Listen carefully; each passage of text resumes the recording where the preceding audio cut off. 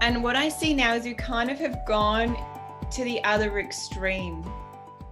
And people seem to tend to be in one extreme or the other. Like you've got your families that are quite, we go to school and then we go to mass tutoring and then we go to dance and then we go to piano.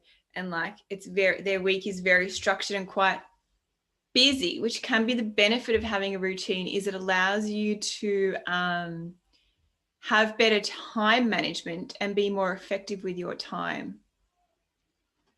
But in some cases, there's been this big movement toward the other extreme of being like, oh, just go with the flow and just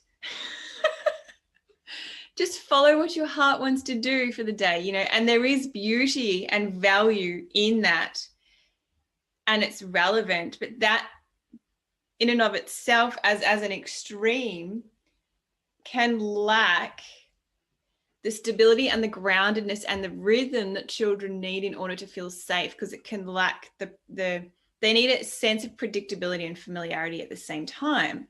So we need to find a way to kind of marry both together in a way that's right for your family and the family that you're working with, and right for the children that you're working with as well, because every child's different. So yeah, that's what I mean by dogmatic routine versus this really loose, free range, no routine, like zero routine or rhythm. So how can we find that balance and honor the needs of the child? Why is it important? So rhythm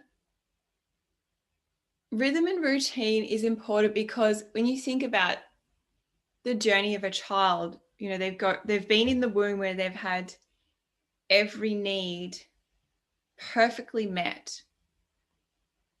They don't need to question whether a food supply is going to be provided. They don't need to question whether they're going to be warm enough. It just happens. It's predictable. It's automatic. All of their needs are just automatically taken care of, you know, by nature's design. And then they arrive earthside, and life is not as predictable as it was when they were in the womb. So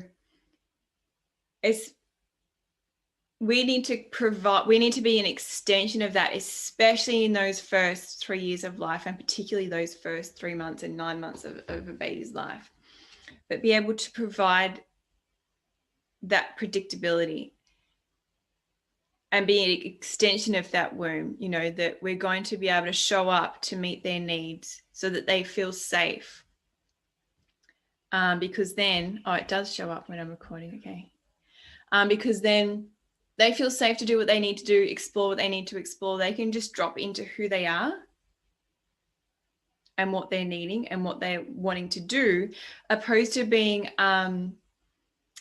consumed by not knowing what's going to happen next, not knowing whether, you know, lunch is going to be ready for when they're hungry, you know. So a big part of being able to provide the rhythm and routine is actually being able to intuit the needs of the child and be in tune with them and get to know that child really well.